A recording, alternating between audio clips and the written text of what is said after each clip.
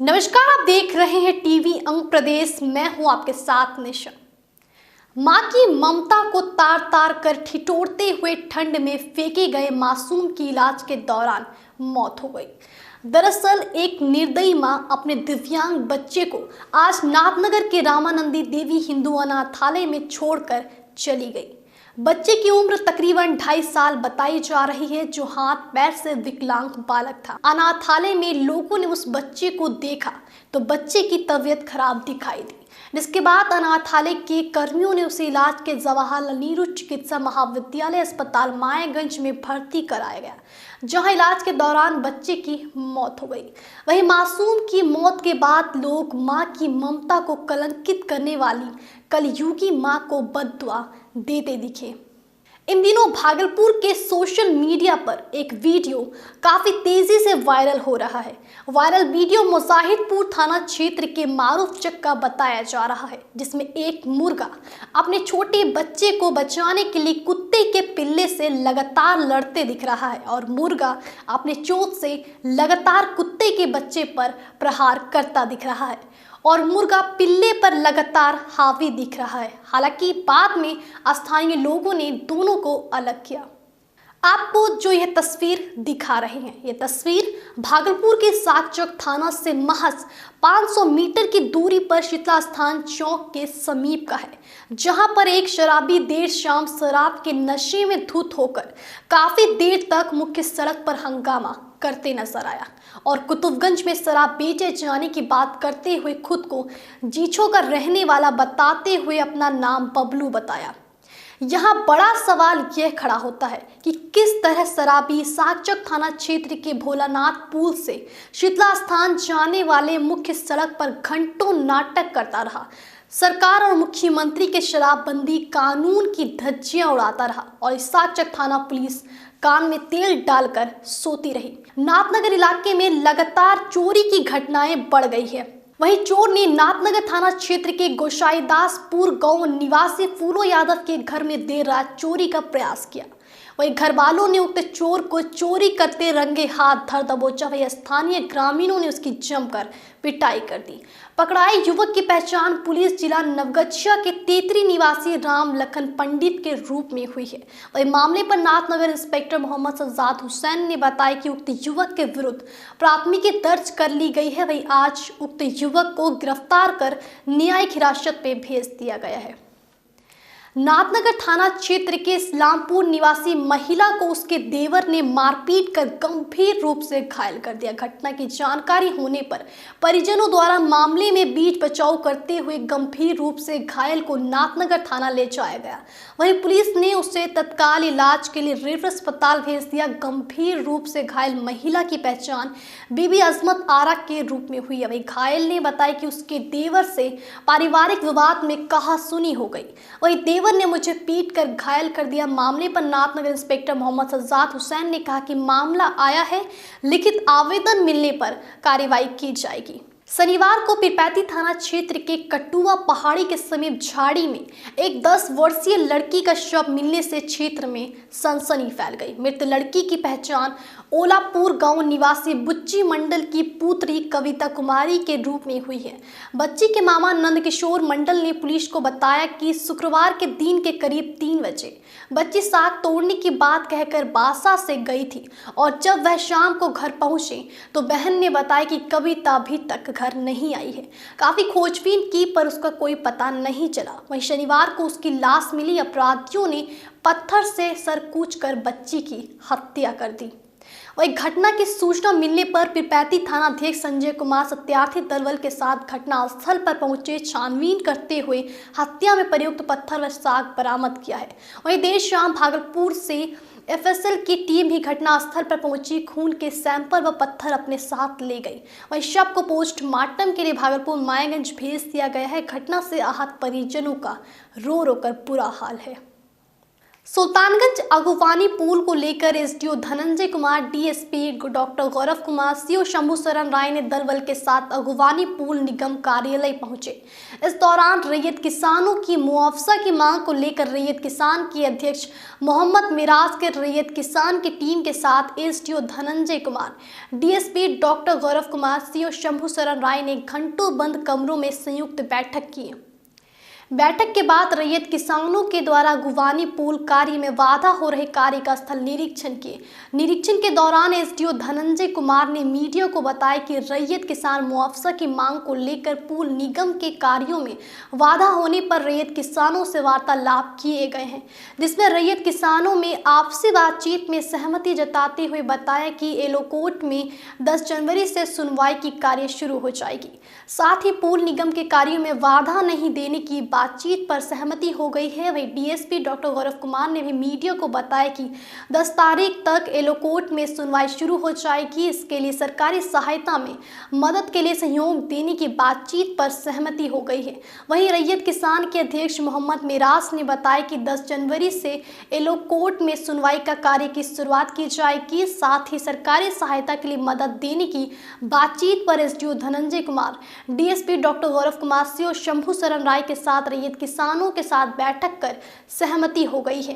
इस फैसले के बाद पुल निगम द्वारा अगुवानी पुल स्तर पर कार्य युद्ध स्तर पर शुरुआत कर दी गई है।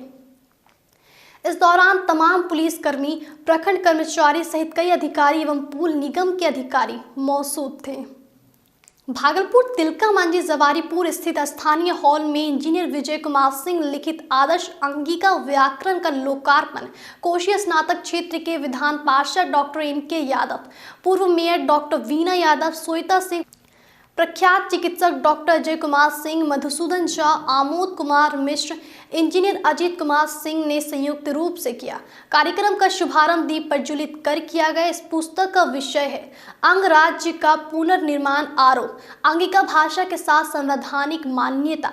आदर्श अंगिका व्याकरण पुस्तक के लेखक इंजीनियर विजय कुमार सिंह ने कहा कि अंगिका को अपनी मातृभाषा बनाने के लिए एक पहल की गई है। मैं लगातार कई सालों से अंगिका को संविधान में मान्यता दिलवाने के लिए पुरजोर मेहनत कर रहा हूं। इसी के उपलक्ष्य पर मैंने एक किताब लिखी, जिसका लोकार्पण शहर के तमाम प्रसिद्ध बुद्धिजीवी, समाज सेवी, लेखक व वरिष्ठ चिकित्सक आदि ने मिलकर किया। उन्होंने मीडिया से बात करते हुए कहा कि मैं उम्मीद करता हूं कि जिस तरह भोजपुरी, मैथिली को बिहार की भाषाओं में स्थान दिया गया है, उसी तरह अंगिका को भी एक पहचान मिले और इसके लिए मैं लगातार तत्पर रहूंगा। कार्यक्रम में अंगिका भाषा को पसंद करने वाले बड़ी संख्या में स्थानीय लोग मौजूद थे।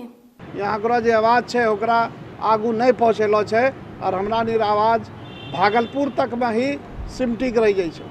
हमरा ने जो चुनी के भेजे छे उनका मुँह में बोली होना चाहिए। उनका ये कर्तव्य है कि हमारा आवाज़ यहाँ का जनता आवाज़ का संसद तक पहुँचावा। अंगिका भाषा का एक जो 8वां सूची है जे भी है एकरा लिए जरूरी कदम उठावा। और बहुत देर हो है, इतना बड़ा राज्य है और एक जरूरत है। गाँव घर आदमी अंगिका नहीं बोले पारे है, ओकरा चलता ऑफिसर से नहीं मिले पारे है। वह अपना एक्सप्रेशन जो है, अपना भावना प्रकट नहीं करे पारे है। ये क्षेत्रीय भाषा रा मंजूरी बहुत जरूरी है। अंगिका व्याकरण जी आदर्श अंगिका व्याकरण रूप में है, आखना विमोचन जरा होना है। इंजीनियर विजय कुमार सिंह द्वारा लिखित है। में खासियत ये है कि पहले जे भी व्याकरण है ओकरा से एकरा में थोड़ा विस्तृत रूप से लिखलो गेलो है, ताकि लोग अंगिका भाषी के समझे में आसानी हो। ठाकुर ज्वाइंट वाणिज्य कर कमिश्नर उन्हीं हमरा बोले कि मोदी जी सरकार से और नीतीश जी सरकार से बात हो रहा है अंगीकार अनुमोदन वास्ते, लेकिन एकरो कोई मानक ग्रामर नहीं है। ये वास्ते तो ग्रामर लिखी दो व्याकरण, तो हम आदर्श अंगिका व्याकरण लिखले छे। तो आदर्श अंगिका व्याकरण लिखे में 3 महीना लगले। मैं विज्ञान रो विद्यार्थी फिर भी ओकरा लिखले छे और ओकरे आज विमोचन है। विमोचन रो साथ साथ अंगराज स्थापना वास्ते अंगिका समाज एक दल रो निर्माण हो, ये अपना पॉलिटिकल रजिस्ट्रेशन पहले करेला छे। जब तक नैतिकवादी और हाथ में सरकारी व्यवस्था नहीं होते तो समाज से घुसखोरी नहीं खत्म होते। घुसखोरी, जातिवाद, दहेज प्रथा ये सब जब तक खत्म नहीं होते भारत आगे नहीं बढ़ता। ये वास्ते हम हर जगह कैंडिडेट खड़ो करी अंगराज्य निर्माण और अंगिका भाषा को मान्यता दिलाना। अभी भाषा सर्वेक्षण हो रहा है, ओकरा में 273 भाषा नाम है लेकिन अंगीकार नाम नहीं है।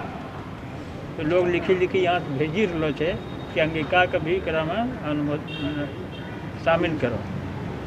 भागलपुर यूनिवर्सिटी में अंगीकार पढ़ाई 15 साल से हो रहा है। झारखंड में ये द्वितीय राजभाषा रूप में स्वीकृत हो गया है, लेकिन क्षेत्रीय भाषा से हटा दिलो गया है। 6000 साल पुरानो भाषा विक्रमशिला यूनिवर्सिटी में पढ़ाई होइछले, ओकरा पर सरकार रो कोई ध्यान नहीं है। आज़ादी के 75वें वर्षगांठ पर आज़ादी का अमृत महोत्सव के उपलक्ष्य पर फिट इंडिया और स्वच्छ भारत को प्रेरित करने के उद्देश्य से भारतीय स्टेट बैंक भागलपुर के द्वारा ग्रीन मैराथन का आयोजन किया गया। मैराथन एसबीआई के प्रशासनिक कार्यालय से प्रारंभ होकर पूरे शहर का भ्रमण करते हुए 4 किलोमीटर लंबी दूरी तय कर सैंडिस कंपाउंड मैदान पहुंचकर संपन्न हुआ। ग्रीन मैराथन में बड़ी संख्या में बैंक कर्मियों के साथ साथ स्थानीय लोग शामिल हुए। एसबीआई के उप महाप्रबंधक संजय कुमार ने बताया कि जिले के वातावरण और समाज को स्वस्थ रखने और स्वस्थ परिवेश को बढ़ावा देने के उद्देश्य से आयोजित ग्रीन मैराथन में बड़ी संख्या में लोगों ने भाग लिया। साथ ही उप महाप्रबंधक ने लोगों से स्वस्थ रहने के लिए प्रतिदिन व्यायाम करने की बात कही। सामाजिक सांस्कृतिक संगठन परिधि के द्वारा भागलपुर के कला केंद्र में क्रिसमस मिलन समारोह का आयोजन किया गया, जिसमें संस्था के सदस्यों ने प्रभु यीशु पर आधारित नाटक का जीवंत प्रस्तुति देकर लोगों को मंत्रमुग्ध कर दिया। क्रिसमस मिलन समारोह के दौरान बड़ी संख्या में शहर के बुद्धिजीवी, समाज सेवी और अलग अलग सामाजिक सांस्कृतिक संगठनों से जुड़े लोगों ने शिरकत की। इस दौरान परिधि के निदेशक उदय ने कहा कि भारतवर्ष एक धर्मनिरपेक्ष राष्ट्र है। यहाँ हिंदू, मुस्लिम, सिख, ईसाई सबों को बराबर का अधिकार है। चाहे मंदिर हो, मस्जिद हो, गिरजाघर हो या गुरुद्वारा, सभी एक दूसरे के साथ भाईचारे के साथ धार्मिक सद्भाव को बनाए रखने में बहुत ही सहायक होते हैं। कुछ लोग ऐसे होते हैं जो धर्म के नाम पर लड़ाते हैं, दंगा फसाद करते हैं, धार्मिक सद्भाव में दरार लाने की कोशिश करते हैं। वह किसी भी तरह से सही नहीं है। नाथनगर स्थित रामानंदी देवी हिंदू अनाथालय के 56वां स्थापना दिवस कल यानी सोमवार को काफी धूमधाम से मनाया जाएगा। वहीं अवसर पर विभिन्न कार्यक्रमों का भी आयोजन किया जाएगा। इसको लेकर अनाथालय कर्मी के द्वारा सारी तैयारियां पूरी कर ली गई है। वहीं पूरे अनाथालय परिसर को रंग बिरंगे लाइट से सजाया गया और रंग रोगन भी किया गया है। पूरा अनाथालय दुल्हन की तरह सज धज कर तैयार हो चुका है। मिली जानकारी के मुताबिक इस कार्यक्रम का विधिवत उद्घाटन के बाद मुख्य अतिथि के द्वारा सम्मान समारोह तथा बच्चों के द्वारा सांस्कृतिक कार्यक्रम का आयोजन किया जाएगा। माउंट जेवियर +2 स्कूल भागलपुर का एनुअल स्पोर्ट्स डे मनाया गया। स्पोर्ट्स डे में बच्चे के बहुत सारे इवेंट्स का आयोजन किया गया। इसमें सबसे आकर्षण का खेल गर्ल्स क्रिकेट रहा। गर्ल्स क्रिकेट में लड़कियों ने 127 रन का टारगेट अपने सामने वाली टीम को दिया, जिसमें अनुष्का ने 82 नाबाद रन बनाया। गर्ल्स के 100 मीटर रेस में साक्षी फर्स्ट नंबर पर रही, जबकि मेघा और सबनम सेकंड और थर्ड हुए। बॉयज के इवेंट में संतोष, नितेश और रौनक फर्स्ट, सेकंड, थर्ड हुए। बॉयज के विनर की ट्रॉफी आयुष और उसकी टीम को मिली।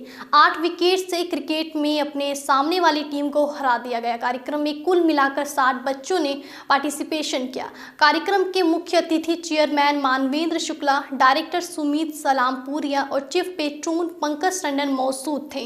सभी बच्चों ने बहुत ही उत्साह पूर्वक इस खेल के समारोह का आनंद लिया और जीत के उत्साह के साथ दिन की समाप्ति की।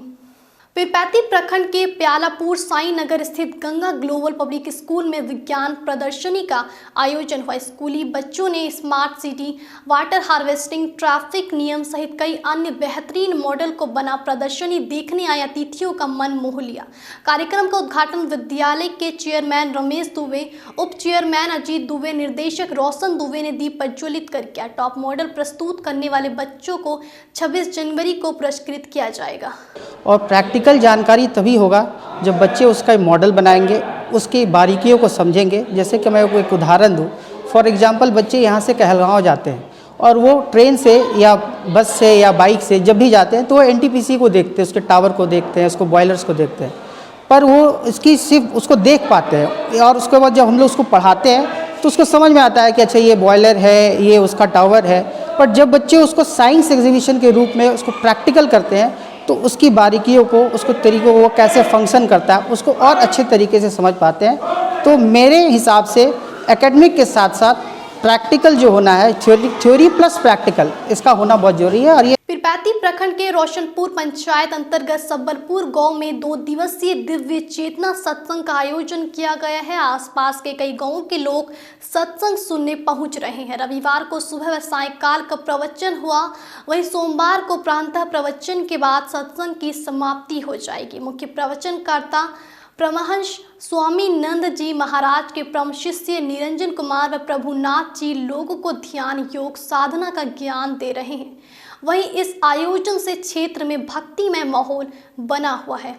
कोरोना की संभावित तीसरी लहर की आशंका को देखते हुए नागरिक विकास समिति के द्वारा प्रत्येक वर्ष आयोजित होने वाली भागलपुर महोत्सव इस वर्ष आयोजित नहीं करने का निर्णय लिया गया है। पूर्वी बिहार का अति महत्वपूर्ण सांस्कृतिक समारोह, जिसमें भागलपुर सहित आसपास के जिलों के 2000 से अधिक कलाकार एवं बाल कलाकार प्रतिभागी के रूप में अपनी अपनी कला का प्रदर्शन करते थे।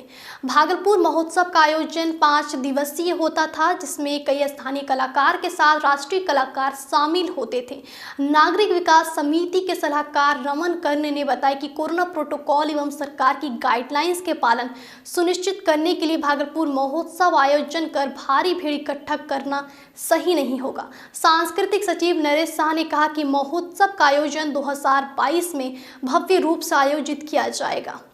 समिति ने समाज के लोगों से आग्रह किया कि वह मास्क का प्रयोग करें एवं सोशल डिस्टेंसिंग का पालन करें। राष्ट्रगान से बैठक समाप्त हुई। इस दौरान विनोद ढंडनिया, मनोज सिंह, आदित्य कुमार, दीपू, यशपाल पांडे, चंद्रशेखर राय, फरहत जबी जुगनू, रमन कर्ण, आनंद श्रीवास्तव, प्रोफेसर एजाज अली रोज, मोहम्मद जियाउर रहमान, सत्यनारायण प्रसाद सहित बड़ी संख्या में नागरिक विकास समिति के पदाधिकारी मौजूद थे।